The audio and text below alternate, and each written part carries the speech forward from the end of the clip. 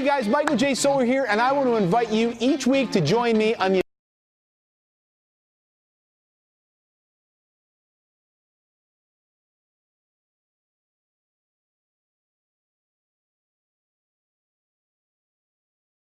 Oh, we are live. Hello.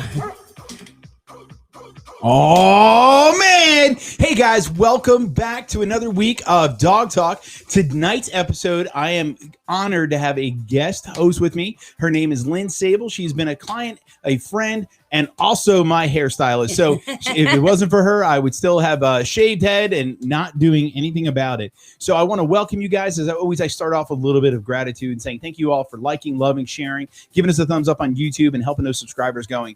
If it wasn't for you guys, we wouldn't be doing this. So thank you so much for tuning in. Tonight's episode is going to be a lot of fun because we're trying something new. I'm trying to see how things work with a co-host, allowing you guys to be able to chat with us, talk to us through the comments section.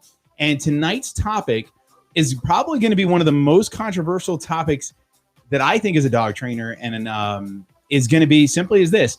It's okay. My dog is friendly, as we always like to hear that famous phrase as the dog just runs after us. So everybody, welcome to tonight's episode of Dog Talk. Welcome, Lynn. Hello. Thanks for coming, right? Thanks for having me. Thanks for coming on here and joining me tonight at the home studio. As we are going to be playing with our little soundboard that we got a couple weeks ago. So really excited.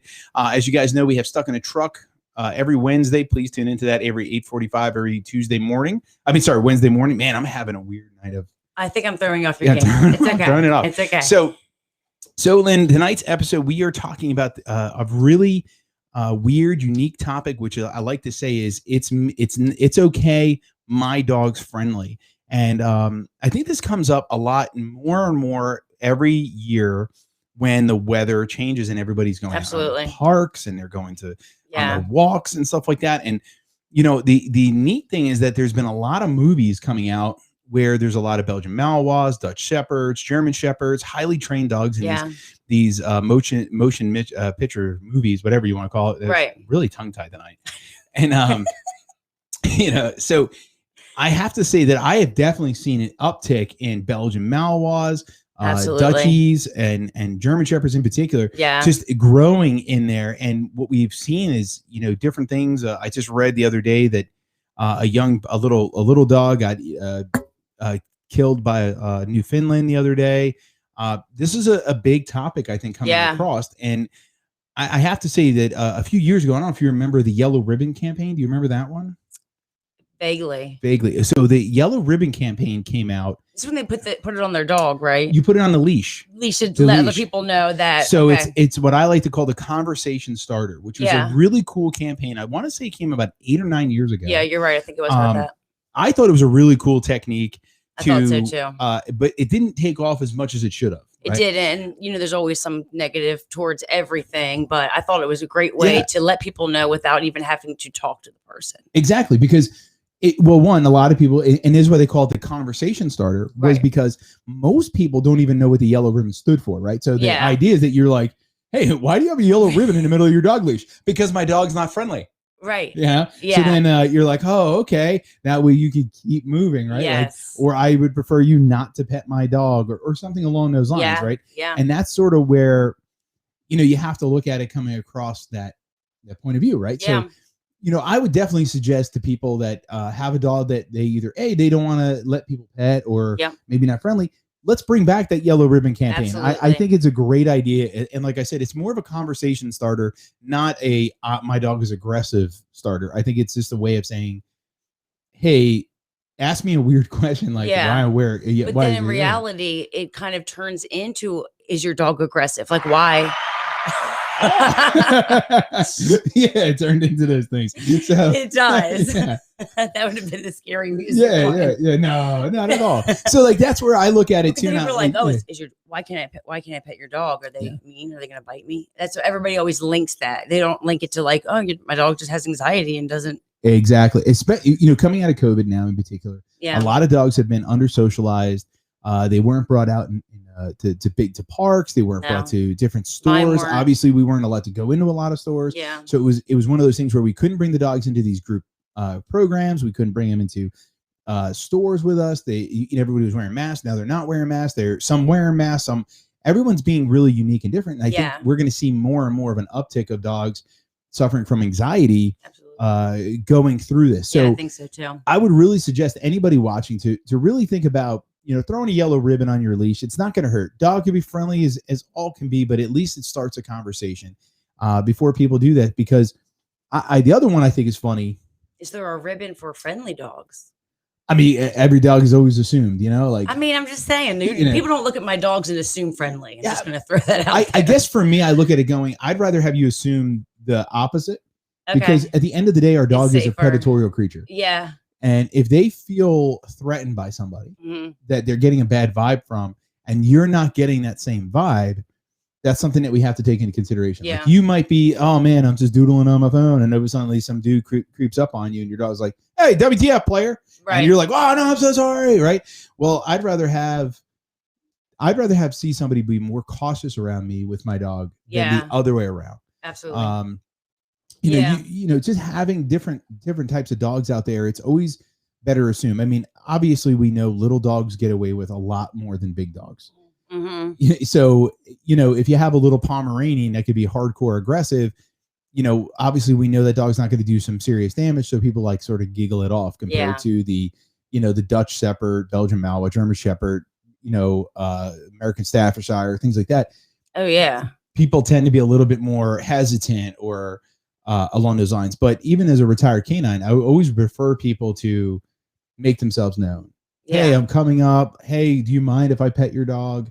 Always. So even if I had like the friendliest dog in the world that like lives and dies for a pet of a stranger, I would still prefer the people ask. Now, how do you feel? Because I had a situation, somebody that I know recently, is that they allowed their dog to go up to a fence to meet the dogs. Their dog is friendly, but then the dogs inside the fence bit the other dog. Well, that goes into a whole nother category of fence aggression, right? So now that's a barrier issue, normally unsuggested, right? Yeah. So if one dog is on one side of the fence and the other dog is, typically that's going to be their territory. So they're going to go into a defensive mechanism to protect their property, right? Yeah. So dogs are territorial. We have to look at this in that sense of they're predatorial creatures. They like to be comfortable in your home. Yeah. And it is their job to keep everything outside of it. Yeah. So if something comes along my fence, it's still part of their home. Yeah. Yeah. Okay. Think of how many guys are out there weed whacking and they go right to their fence, but they leave their neighbor's yard looking like crap. It's like a straight line, right? Hey, you put your lawnmower a quarter of an inch over in my grass, right? Totally messed up my property line.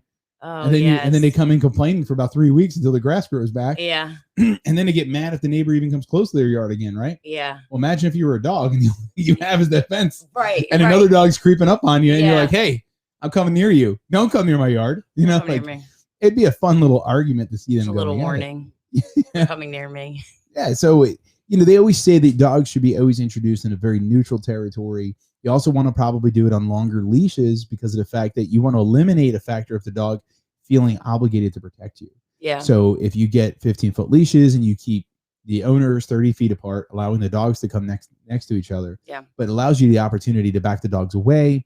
It allows you to do that kind of thing. I think that would be the best, the alternative when it comes to introducing dogs to other dogs. And humans speaking to each other before you just, oh, my dog's friendly, and you rush up to the other dog. Yeah. And on that note, with a long lead, as you say, how do you feel about retractable leashes in that sense? Oh, that's it. So retractable leashes. Some people hate them, some people love them. The taboo of tonight. That's going to be the thing. So there's pluses and minuses to everything out there. There's no real one thing. I preach the yin yang. Because the yin yang is the only thing that has equal darkness to equal light, meaning that there's just as much negative as there is positive to it, and that's what creates harmony. You have to have a balance. Yeah. So when it comes to retractable leashes, normally people pick one side or the other, and the truth be told, there is a positive side to them, there is a negative side to them. Yeah. And it's any tool that's out there in the industry has both sides. It has a plus and a minus. That would be a whole nother conversation. But getting into it in introduction of dogs, I would never use a retractable leash I would never use anything that you visually and confidently do not have full control over Yeah. when you are introducing an animal to another animal. And the reason for that is because I need to know where my safety is, and I need to know where my dog's safety is, because I'm protecting my dog as well. So if my dog and the other dog are overreacting, and I'm on a 15-foot standard leash and I know the exact distance, then I know if that leash is tight, I can take a step back and create more space for my dog. But if I'm on a retractable leash, I cannot retract that leash. I would have to give to then relock and pull back. Yeah.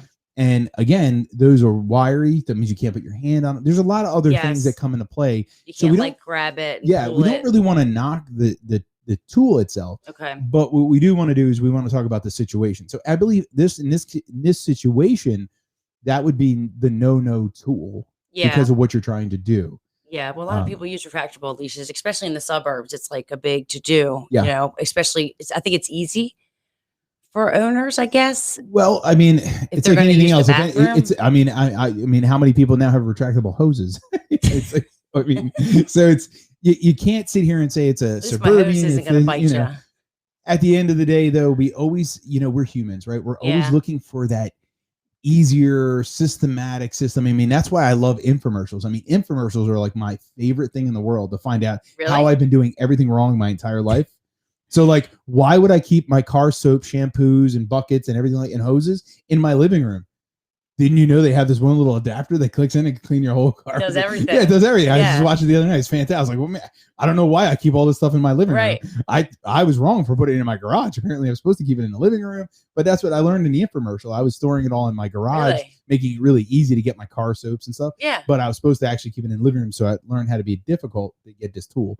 It's a neat little thing. But I do love infomercials, But it's neat when you think about going back into the dog world, right? So there's a lot of tools to make our lives easier, but at the end of the day, if you take the time to train them, because even when you think about introducing your dog to another dog, there's two different scenarios. Is it you and your friend's dog, or is it you're introducing a new dog into your home? And the technique is going to be completely different, because obviously introducing my dog to a friend's dog, it's going to be a smaller window of opportunity. Yeah. They're probably going to be more distant between the times that they meet. Yeah. So it's a little bit different in that category, right? Where if you're introducing a new dog into your family, the process is sort of annoying. Yeah. But it happens quicker because, I'm going to give my dogs 30 seconds together. Yeah. Then I'm going to separate them for a half hour to 2 hours. Then I'm going to give them a minute together. Sometimes that first 30 seconds can make or break their relationship. Yeah. And a lot of times it's such a big deal. Big time. And how many times have you ever heard where people bring their dogs, they immediately put them together, and then what happens is they wait for the dog fight to occur, and then they're like, I don't know what happened. Well, I know what happened. I can tell you. I can tell you exactly what happened. It's called stress and too long of a time period. You know what I mean? Yes. So, it's even like ourselves. You ever meet somebody and you're like, man, I really like that guy. You're like, dude, you only talked to him for like a minute. You're like, exactly. You just know. It's not even you just know. It's really like, well, it's only a minute. Yeah. But if you were with that person for 3 days straight, you'd be like, that dude is annoying. You're like, I just got to get away from him, right? Yeah. Because you want to get back to your routine. You want to get back to being you. Well, your dog's no different, right? So if you've had your dog for 3 or 4 years and it's only been you and your dog, and all of a sudden you introduce, the new puppy. Yeah. Well, that dog's like, hey, I don't mind the new puppy for 2 hours, but now we're on hour 3 and I'm supposed to get my snacks. Yeah. And now you're giving my snacks to that dog. Right. Now we're sharing everything. What's this about? And we got a problem, Absolutely. And that's something we got to really, think about on that longevity, in my opinion, of it all, right? Yeah. Because we have to be mindful of what we're doing to the dog, right? So if it's a timeline, if it's the stress point. It goes back to the last episode about humanizing your dog's emotions. Yeah. Yeah, I mean, that has a big play in it, I think. I have to say, I mean, more now than ever, I have seen humanization of our animals. Oh, yeah. I know I teach a lot in all my programs of how horses and dogs are not the same. You have a prey animal, you have a predator animal. Yeah. And a lot of times, a lot of people that, train horses, ride horses, they also have dogs. So you can see a lot of flip-flop because training is one and the same. Classical conditioning, operant conditioning, clever Hans, training is training. Yeah. But when it comes down to respecting them for nature, predator versus prey, there are techniques that change and vary And same thing with humans. Oh yeah. When we talk to certain people, how many people do you find annoying? And you're like, oh, that guy's so annoying. Yeah. And it has nothing to do with the person.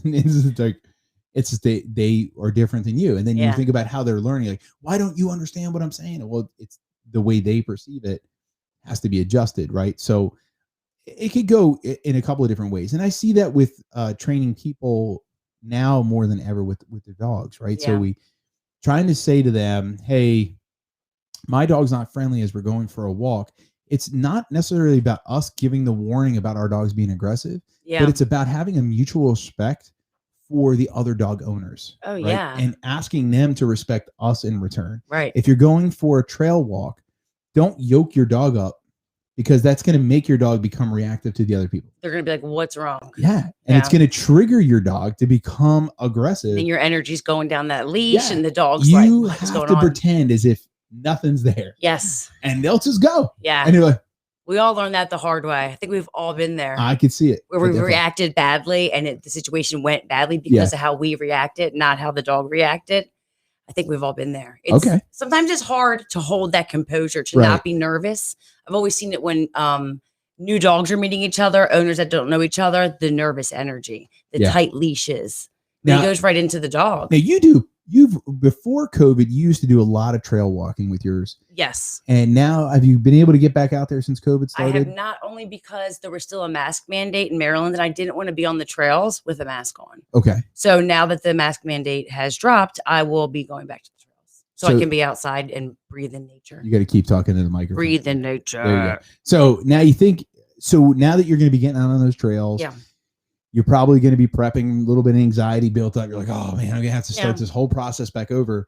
But the biggest thing I could tell you would be and I think, and I know you're going to be prepared for it, where the walk itself is going to be a mile long, but it won't be a mile straight. Right. Because you're going to start zigzagging into your patterns. You're going to start reintroducing the environment slowly to your dog. And again, when other people's dogs are reacting and they're walking by you, you really want to pretend that it doesn't exist. Absolutely. And when your dog's like, well, if mom doesn't react, then I can't react. What's the big deal? There's no point of doing that moving forward. My dog's very trained, thank goodness, to Blue Line Canine. So I don't know if you've heard of them.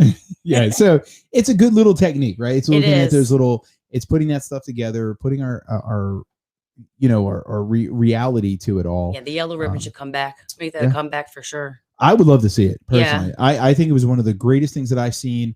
Not the creator of this whatsoever. I actually saw it on Facebook. I want to say about 8 or 9 years ago. I thought it was a really great idea. I put yellow ribbons on every single thing, including my own keychain. You should ask me too. Right. Proceed with caution. You never know. I'm a really big talker, so I might not be aggressive, but I'll probably talk your ear off. So I had to give you a little bit of a warning. Okay. You can't just say hi to me and walk away. We will have a conversation. I'm going to hunt you down and talk to you for a little while and teach you about stuff that you might not even care about. That's okay. That is okay. So I'm I think I should put a green ribbon. What's the green ribbon? I talk too much. I talk too much. You're going to be with me at least 45 minutes to an hour. At least. If you plan 20 minutes, you could triple it. It's just I'm definitely going to put the yellow ribbon on the leash for my dog, because even when I take her into the pet stores, people have bum rush through the front door straight to me. Can I pet your dog? And I'm like, no. Yeah. It's this. And we need to bring the yellow ribbon back so people know. But yes, that happens often. And then you feel bad as an owner because the person's just excited that your dog's there. Yeah. And you get excited when you see dogs, but you have to say no. You have to shut that excitement down. That's right. I would say, there's so many dogs that are out there that we can meet, we can be social with. All we're asking is that, the person that knows the animal the best should be the one making the overall decision if your dog should or shouldn't be pet. Because, at the end of the day is we don't all know how to read the behavior of our animals. And it even goes for the animals that we're with. How often have you ever found yourself, just wondering what your significant other was thinking? And you're like, why are you upset? And you're like, I'm not. And you're like, what are you thinking? Nothing. And you're like, oh, he's thinking. He's definitely thinking. He's definitely thinking. Meanwhile, what's going on in his brain is, I should have got those Doritos at 7-Eleven. If he's really lucky that there's actually a thought. There could be just wind. It could be nothing. Yeah. Like it's nothing. I live with one of those. Yeah. You're like, what are you thinking? Huh? Like, what's wrong? What? Nothing. I'm still alive. Oh yeah. Oh no. Good. Yeah, I know with my wife, I tend to fall asleep with the iPad watching a movie, and then she'll go to turn it off, and I'm like, I'm watching that. I just dozed up. My eyes. I was listening. I was resting my the rest eyes. of my eyes. I was listening to the story. I've seen it before. You know, it's one of those neat little things. So, Lynn, we're 20 minutes in. How do you feel? You still nervous? A little bit. I'm trying to get unnervous. I know. I'm like, just relax, Lynn. It's just chill out. There's no. I'm getting there. I'm getting a little more lax. Yeah. But it's the first time I've ever done something like this. So it's, I don't know. I feel like I know I'm on the spot, kind of. Not really. You're so relaxed when you do everything, especially when you're like speaking in front of things. Like I wish I could have an ounce of that. So the irony is that I might appear that way. Yes. But it's not the truth, right? So I've dealt with more inner anxiety, true just hate of myself, more than you could possibly imagine. That's why actually I got into dog training, because of the fact that, you know, I always took the dogs that didn't have the opportunity, the ones that were getting shut down, the ones that everybody was quitting on. Anybody was like, oh, you know, it's just one of those things where when these dogs were coming into my life, and it really, a lot of times it's my clients that, you know, they can call me 24 hours a day. They can text me. It's because of the fact that, you know, I don't give up. Yeah. I will never quit. I never give those things up. And that's what's been really, when it came in even to doing this, it's the only reason why I probably come off that way is because of the fact that I knew that I have no choice. So just put yourself out there and do it. It's either I'm going to do this or I'm not going to help people. So in order to get the message out, in order to help people find their confidence, in order for people to find their energy with their dogs, in order for them to build their relationships with their dogs, in order for them to do what they need to do, I have to suck it up, Buttercup. Have that confidence. And just do it. So when it comes down to these little things, I'm just like everybody else. I mean, I'm staring at the screen. Do I look pretty? Does my hair look good? Am I too fat? I mean, hell, I grew a beard just so you can't see my chins. You don't have as his barber, he doesn't have chins. I do have chins. I'm chunky. I'm a chunky monkey. That's no big deal. I buy shirts that are big so you don't see the stomach. Sit back with the shoulders back. So as they always say, if your chest is bigger than your belly, you're okay, right? So you do push-ups and bench press, and then you can have a gut. That's the way it works. So you don't have to do sit-ups. You just get a bigger chest. There you go. I don't know anything about a big chest. So so, you know, getting into those little things, so it seems like you're relaxing a little bit more. Yes. And you know, so it's nice to have somebody else on the show and bringing somebody in it's doing this kind of stuff. And yeah, well, I always like chatting with you. We always have fun talks. So one of the funniest things is Lynn and I have been working together now, what, 6 years? 6 years, yeah. Okay. It's been a while. So Lynn's here. She could testify that I'm a huge journal person. Yes. And which is good. So she asked tonight, and I'm going to let you guys in again. She's just brought up the fact that I look extremely relaxed and stuff like that. And here's the thing. Always. Is that I come off this way because I truly believe in the education. I've bumped myself. I've educated myself. So spewing out the information that you guys are seeking, curious for. And again, you guys are more than welcome to throw comments up there. We'll be happy to answer any questions you have. Please shoot them through. We'll be watching. But she asked me earlier today when we were planning this out, what's going to be our topic? I wanted to like pre-plan and be ready, you know? And she's like, so just I could do some homework. I could study. And I'm like, I was like, I don't know. Whatever. I don't know. And then I showed her my journal. I have journals galore. And I've talked about this before in Dog Talk, as well as Stuck in the Truck, especially in Stuck in the Truck. I talk about journaling. And she's like, what's going to be tonight's episode? And I told her that we go through my journal and we pick out topics. We have, don't punish the growl. In particular for tonight. That's a good one. We have the in tonight's episode right here. It's okay. My dog is friendly. And going over that kind of stuff and having essentially an open conversation about it is what I find to be probably one of the best unique things to do, is because especially having her here, I think this is a great topic to cover with somebody here on the show with me, because of the fact that instead of me just telling you guys about it, Lynn has had experience walking her dog where people, as she said, can I pet your dog? And maybe it's not comfortable timing. Maybe it's not the right moment. I see this often in my neighborhood. Just in my neighborhood, I see this situation very, very often. And a lot of times dogs are dogs, and we have to You can't reprimand them for that. We tend to get so amped up. And the funniest thing is that you just said the word reprimand. And I have to say that I work way better for a yes than I'll ever a no. Yeah. And I think a lot of times, I think the big thing that people I think come across is that when their dogs are doing something bad, they immediately want to start yelling, screaming, correcting their dog with what I like to call the human or the American way of doing it. Yeah. And the problem with that is that dogs are creatures of attention and affection.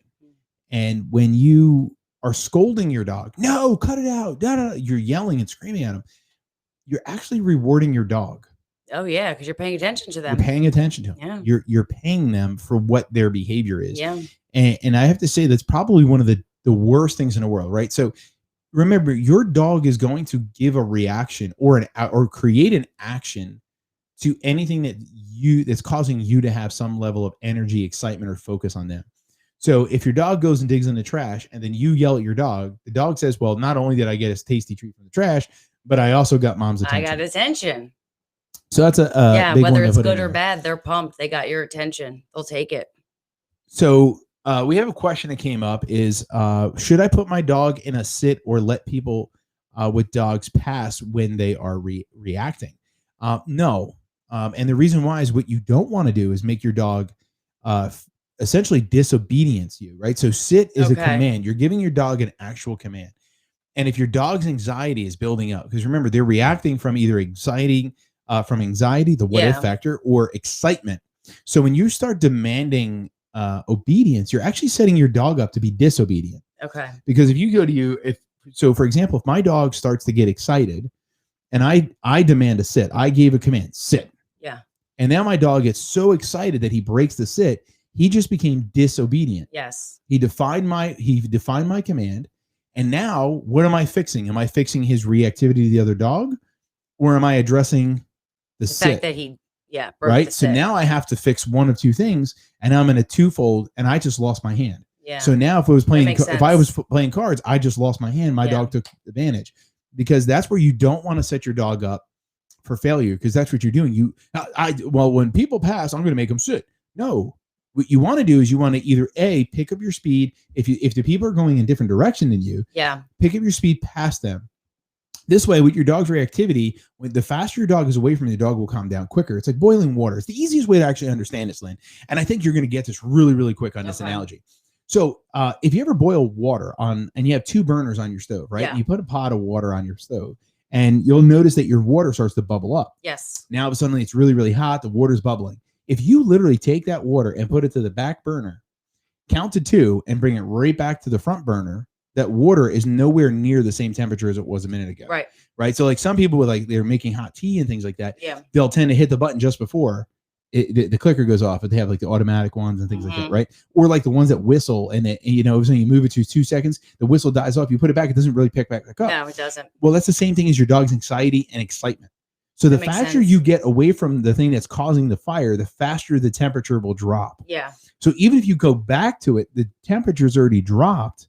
Yeah. Which means you can start working on the essentially, temperature. you're just drawing way more attention to it than is necessary by putting them in that sit. And you're giving them an opportunity to learn how to be disobedient and get away with it. So obedience cues, sit down, come, right? A lot of people don't realize those are actual tricks. The obedience is the response to them. Yeah. So if I ask my dog to jump through a hoop and he jumps through the hoop, that's obedience. The hoop jumping is a trick. Yes. It's doing what I asked him to do is obedience, right? So this is where a lot of times people call us up and are like, oh, I want to do basic obedience. I'm like, what is basic obedience? Either your dog listens or it doesn't listen. Right. So it's one or the other. Your dog's either doing it or he's not doing it, right? So they're like, no, sit down, come, stand. I'm like, oh, okay, you want the 5 cues. That's okay. Those are 5 tricks you want to do.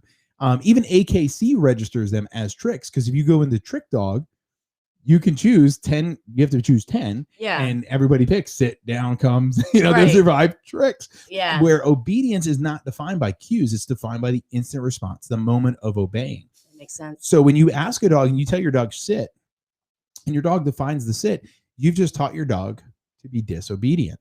So you don't want to set your dog up for failure, or you don't want to set yourself up for failure. You want to set yourself up to succeed in this scenario. So if my dog is reacting to another dog and we're going in opposite paths, what I'm going to do is I'm going to pretend as if there's nothing going on. I'm going to go right past it. When my dog has their little check-in point and they're like, what happened here?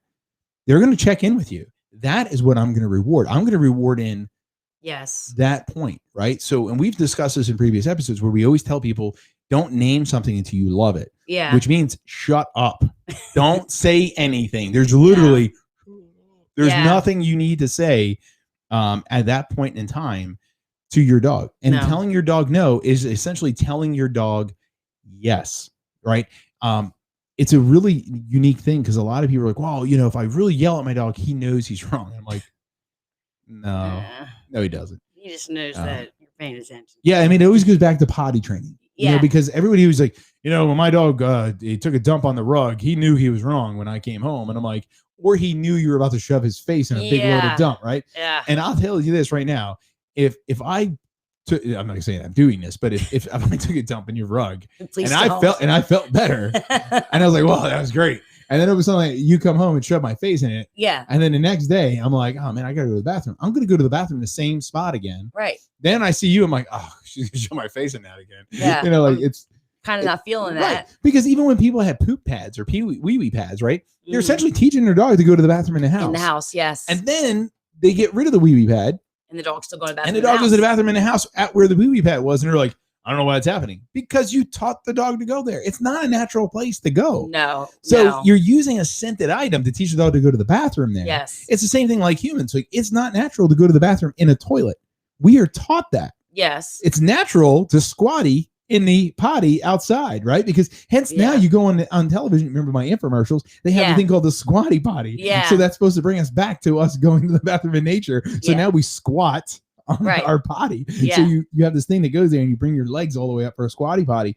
So again, we have to think back to nature, especially when we're working with animals. You always want to think of how they're going to be in their normality. Remember, if it's a puppy dog, they can only hold their bladder for, you know, essentially when you think about it, an hour per month of age. Yeah, so if the dog's 8 months, it's at 8 hours. If you're at 3 months, it's 3 hours. But just think about it this way. If your dog's abdomen muscles are not developed and they drink water, they're going to go potty. Yeah. This is the way it works. They're going to have to go to the bathroom. So you have a small window to get them out. How come they have to use the bathroom so much after they play?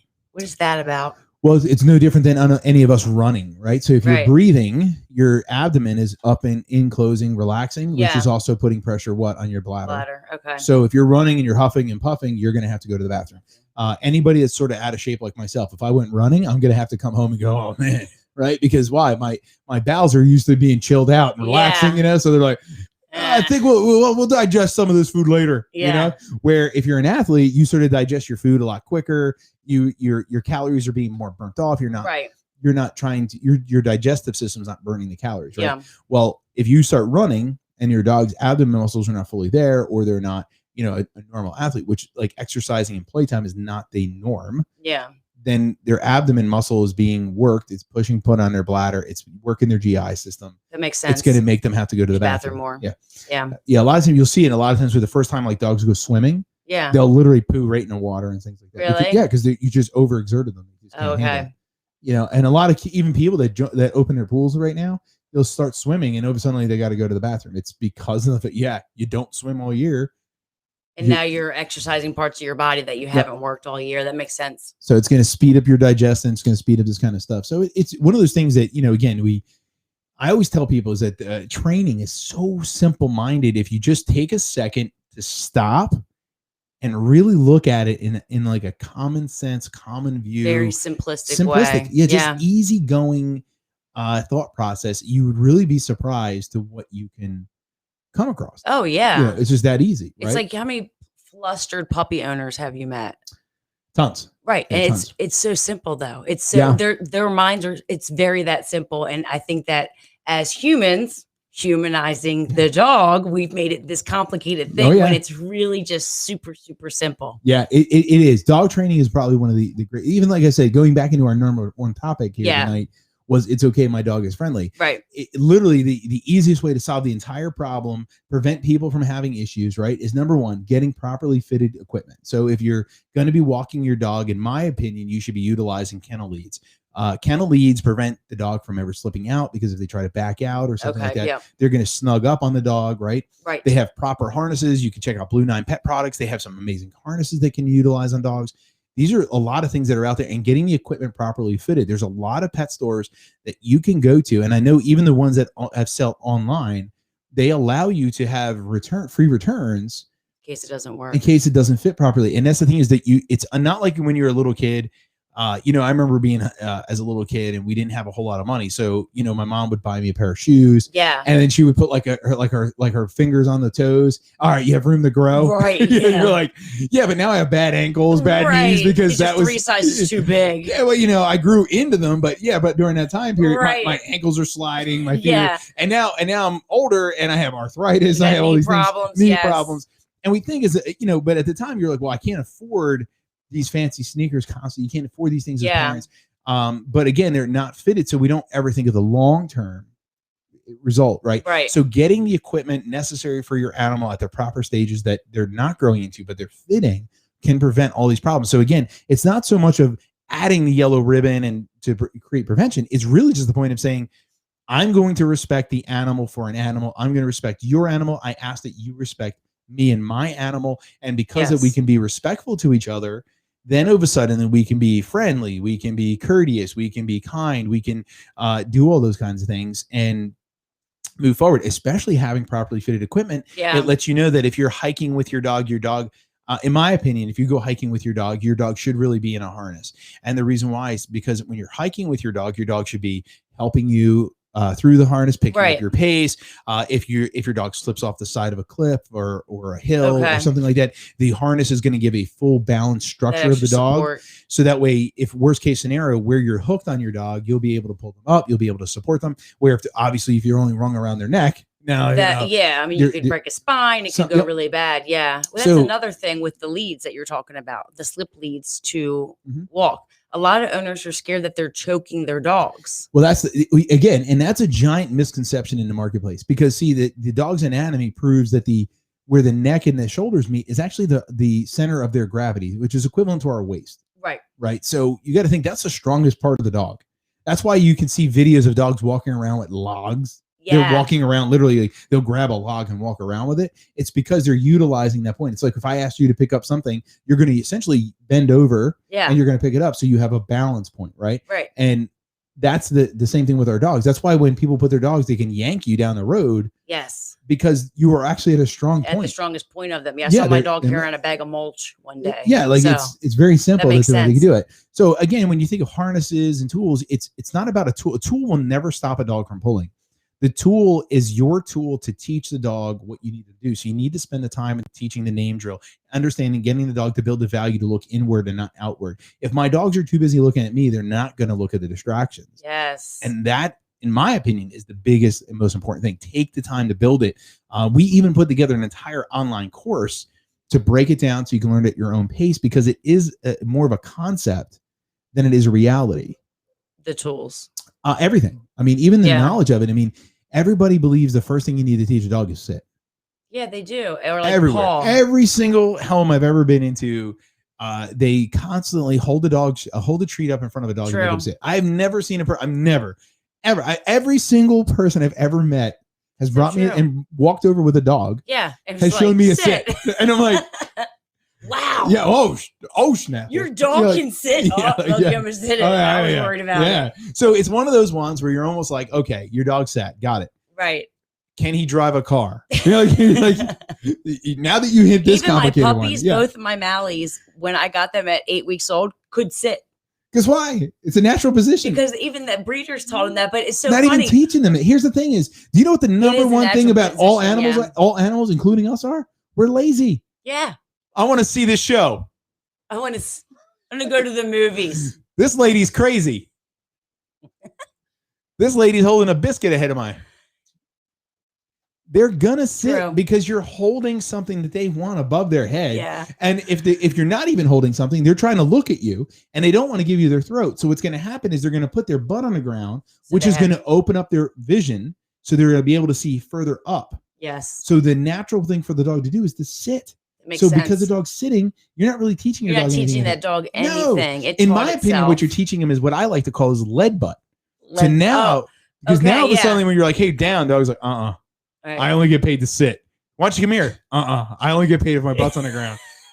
You know, like it's one of Yeah, those that things makes you sense. have I to. never even thought about it You know, like that. it's what I like to call is lead butt. I mean, Yeah. every time you try, after you do sit for someone, he has to sit to eat, sit to go outside, sit to go inside, sit to this, sit to this. Listen, you don't need to make your dog sit at a door to make them not go out the door. What you need to do is teach them a release command. Yeah.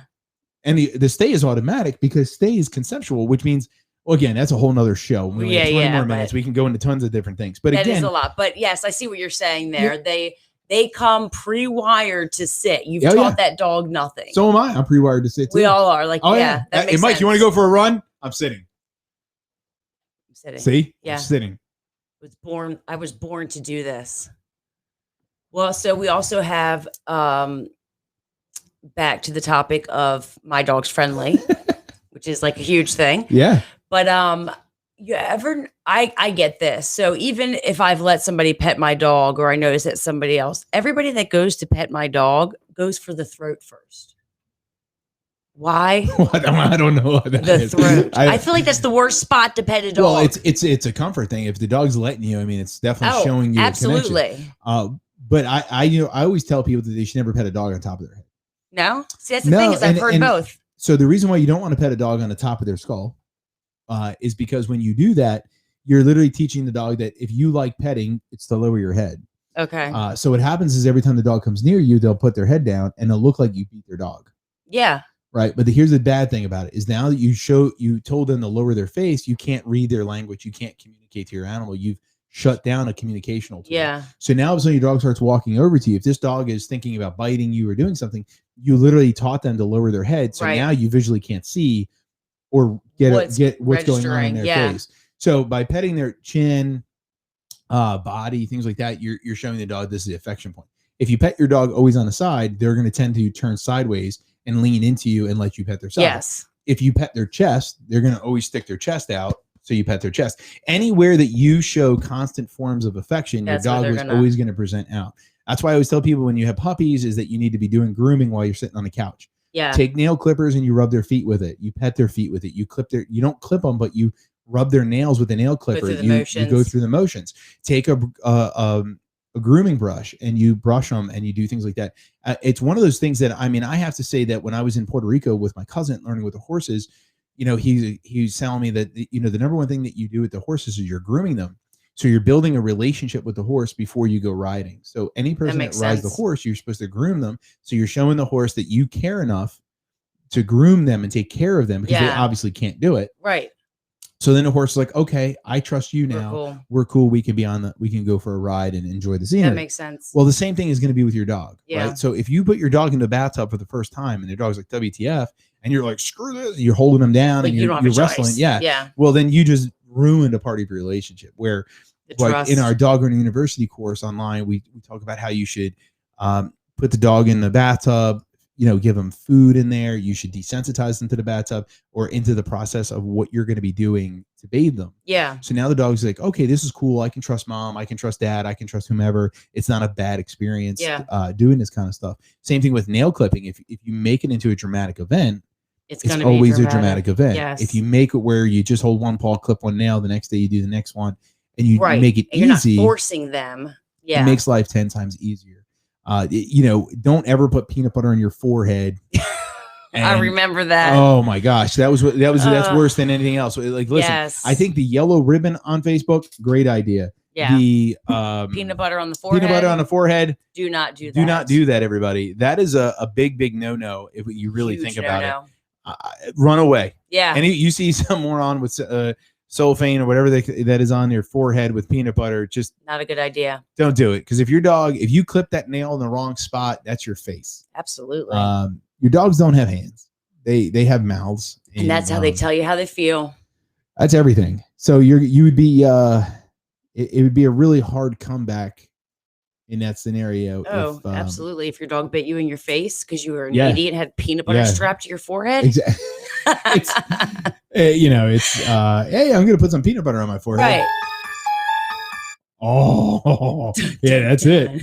Yeah, that's it. Then, Well, so like my dog hates Swayze, hates the bath. It's like the end of the world, right? But you know what? She gets in it for us. She might be shaking the whole time. She don't want to be in there, but she trusts us enough to know that we're not going to, nothing bad's going to happen to her while she's in there. Yeah. So people expect, well, my dog doesn't like the bath. Yeah, they're not going to love it. But if they get in there for you, you're good. And that could be going away with more time. Yeah. So if you put her in the bathtub and didn't bathe her, you can get rid of the shivers. Yeah. Okay. Now I'm so if you put her in the bathtub, make it positive, and you give her a handful of food. Oh yeah, she love that. Then you take her out. That makes sense. Now she goes, oh, it's not that bad. Yeah. No. It's like, here, I went to the dentist the other day, right? Now, and I have a good dentist. I have no problem with my dentist. But since I was a little kid, I just absolutely hate going to the dentist. Yeah, I don't know many people that like the dentist. Like, I've never heard anybody go like, it's like drilled in kids' heads. I don't know. It's so dramatic. It's because of the fact that they're like, for me, it's like, I'm a talker, but you're working in my mouth. So please, let's not have a conversation. How am I supposed to talk to you? You know how good at talking I am, and you're not allowing that to happen. Right. You know, you're asking me questions, and I'm like, you know, as you're messing with my mouth, you're doing stuff. It makes it sensitive. And the thing is that it's an event, right? But if my parents were to take me to the dentist where I didn't get work done, I didn't have my teeth cleaned, I didn't have that experience where I just went there, hung out for a little bit, and we left, it would be like no big deal. So when you go places that you have good experiences, obviously you want to repeat them. Yes. Like, I've never heard anybody tell me they never wanted to go back to Disney World. They're always like, I can't wait to go back. Yeah. Well, the funniest thing about it is, let me give you a really weird wake-up call about Disney World, right? You spend about $75 to $150 to get in. Yeah. Right.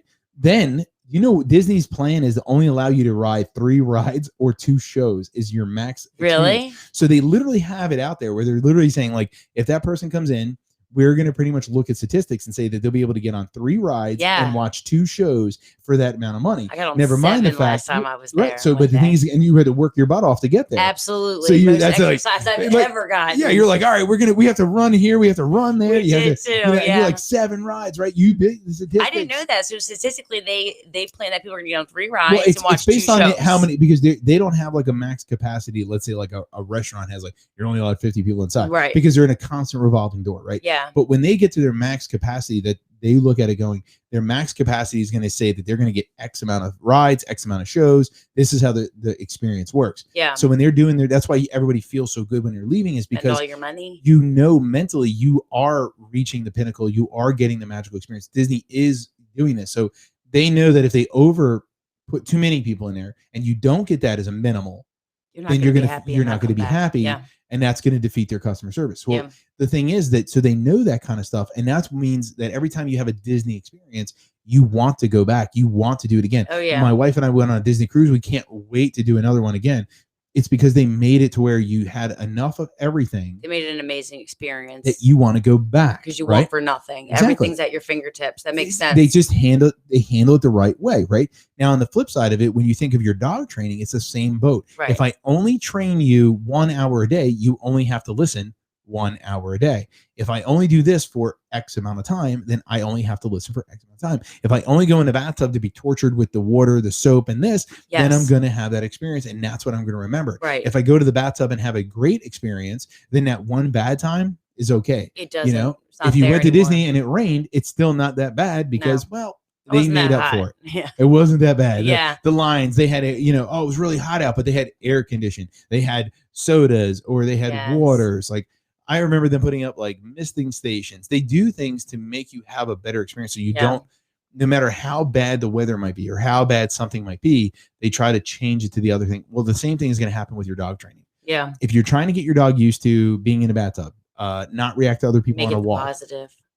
You have to focus more on what you want them to do, not what you don't want them to do.